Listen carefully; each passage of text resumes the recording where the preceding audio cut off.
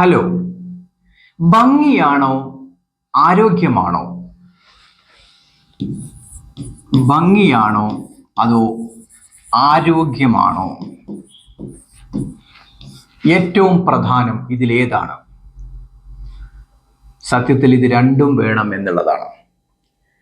ഭംഗി എന്ന് പറയുമ്പോൾ നമുക്ക് ആളുകളുടെ ഇടപഴകുമ്പോൾ നമ്മുടെ വ്യക്തിത്വത്തിന് നമുക്ക് ആവശ്യമാണ്.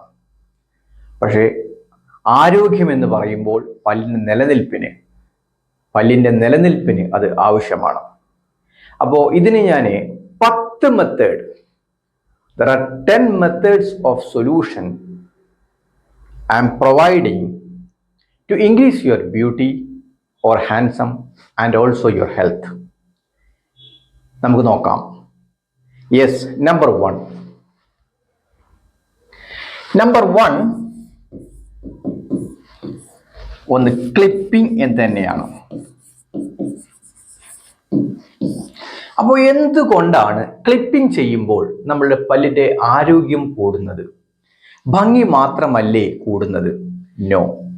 ക്ലിപ്പിംഗ് ചെയ്യുമ്പോൾ നമ്മുടെ സപ്പോർട്ടിംഗ് ടിഷ്യൂ ആയ പെരിയോഡോൺഷ്യം, ഈ പെരിയോഡോൺഷ്യത്ത് കൊണ്ട് നമുക്ക് നോർമൽ ഫങ്ഷൻ, പല്ലിൻ്റെ നോർമലായിട്ടുള്ള ഉപയോഗം ഈ ബേസിക് ആയ പെരിയോഡോൺഷ്യത്തിന്, അതായത് സപ്പോർട്ടിംഗ് ടിഷ്യൂവിനെ കംപ്ലൈന്റ് ഇല്ലാത്ത രൂപത്തിൽ നമുക്ക് നിലനിർത്തുന്നു.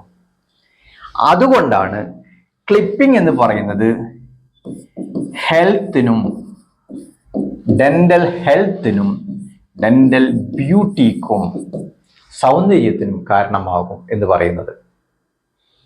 ഇനി നമ്പർ 2 എന്ന് പറഞ്ഞു കഴിഞ്ഞാൽ that is crown and bridge.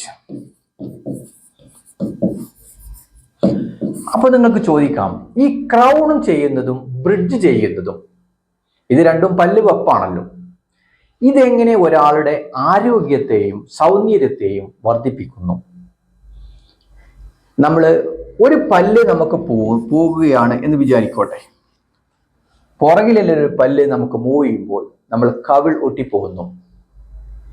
മാത്രമല്ല ഫ്രണ്ടിലുള്ള ഒരു പല്ല് 1 മില്ലിമീറ്റർ പുറകിലോട്ട് നീങ്ങുമ്പോൾ അതിൻ്റെ റിഫ്ലക്ഷൻ 1/2 മില്ലിമീറ്റർ ലിപ്സിൽ കാണുന്നു. നിങ്ങൾക്ക് മനസ്സിലാവുന്നുണ്ടെന്ന് വിചാരിക്കുന്നു.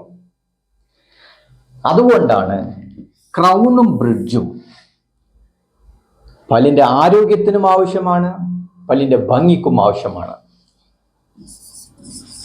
സപ്പോർട്ട് ആൻഡ് ഫങ്ഷൻ, ഉപയോഗവും നിലനിൽക്കണമെങ്കിൽ, നമ്മൾ കടിക്കുന്ന ഫോഴ്സ് കറക്റ്റായിട്ട് വിസ്റ്റാൻഡ് ചെയ്യണമെങ്കിൽ നമുക്ക് എന്താവശ്യമാണ്? ക്രൗണും ബ്രിഡ്ജും ആവശ്യമാണ്. Yes, number 3. മൂന്നാമത്തെ കാര്യം എന്താണ്?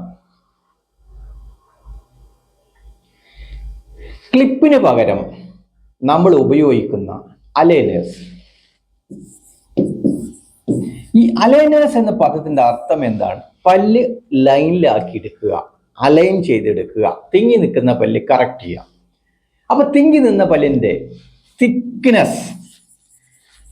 തിക്നെസ് കൊണ്ട് പല്ല് തിങ്ങി നിൽക്കുമ്പോൾ എന്ത് സംഭവിക്കുന്നു? പല്ലിന് പോടുകൾ സംഭവിക്കുന്നു, പ്രോപ്പറായിട്ട് ബ്രഷ് ചെയ്യാൻ സാധിക്കുന്നില്ല.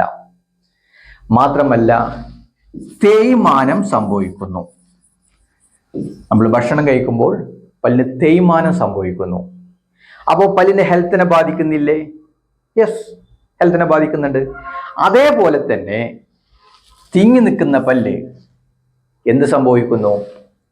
അത് കാഴ്ചയ്ക്കും, ഉയർന്നു നിൽക്കുന്ന പല്ലും തിങ്ങി നിൽക്കുന്ന പല്ലും കാഴ്ചക്ക് ഒരു അഗ്ലി ലുക്കായി മാറുന്നു. യെസ്, നമ്പർ 4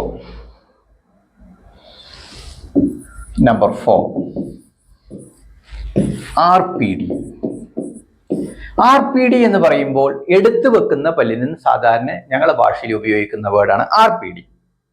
എടുത്തു വെക്കുന്ന, ഊരി വെക്കുന്ന പല്ലുകൾ.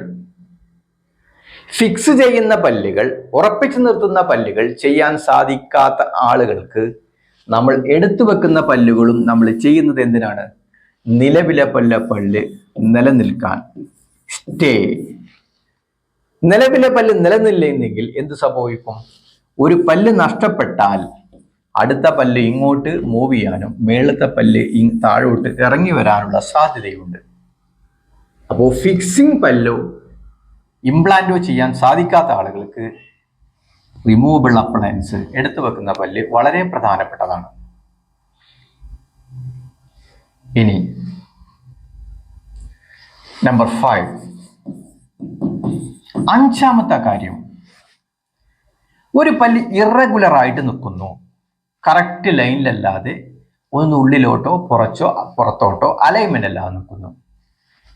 എക്സ്ട്രാക്ട്, അതങ്ങോട്ട് എടുത്തു കളഞ്ഞേക്കുക. അതെടുത്ത് കളഞ്ഞില്ലെങ്കിൽ എന്ത് സംഭവിക്കും? That will create trauma.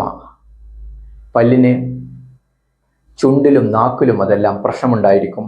മാത്രമല്ല കാഴ്ചക്ക് അഗ്ലി ലുക്കായിരിക്കും. അപ്പം അത് ഭംഗിക്ക് കറക്റ്റ് ഭംഗം വെക്കുന്നു. അതേപോലെ ഇംപ്രോപ്പർ പൊസിഷൻ അല്ലെങ്കിൽ സ്ഥാനം കറക്റ്റ് അല്ല എങ്കിൽ എന്തു സംഭവിക്കുന്നു?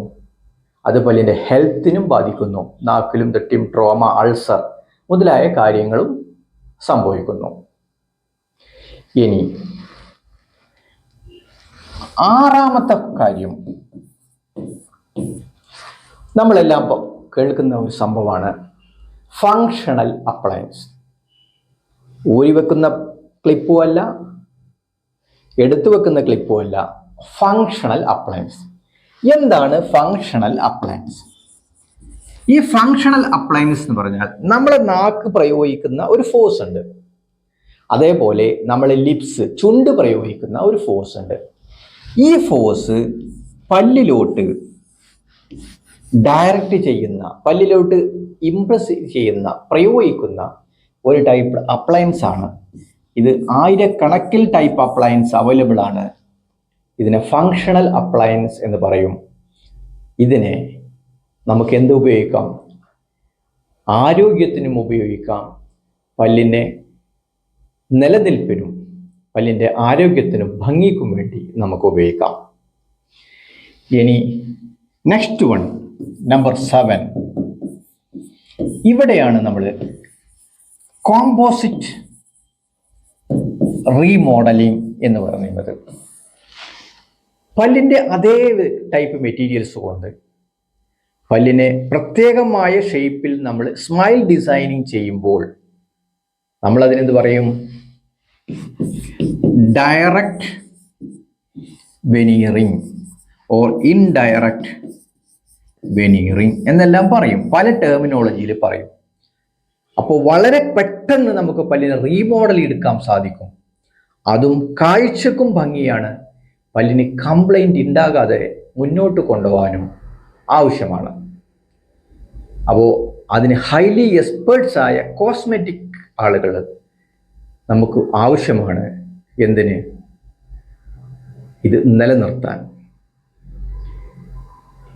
ഇനി അടുത്ത ഓപ്ഷൻസ്, നമ്പർ 8.